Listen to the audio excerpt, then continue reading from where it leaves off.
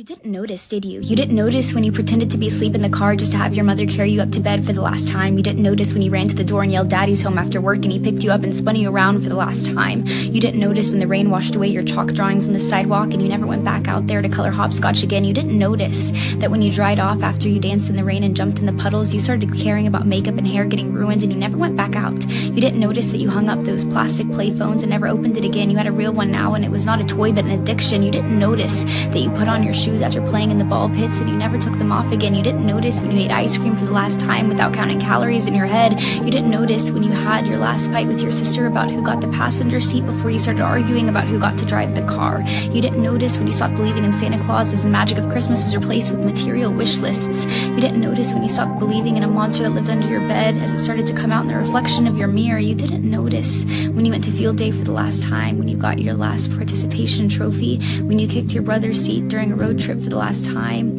when you had your last play date with your Barbies, when you had your last Disney movie night with your family. You didn't notice that grandparents don't last forever. You didn't notice that your childhood cat wasn't eternal. You didn't notice your parents are growing up too. You didn't notice it, do you?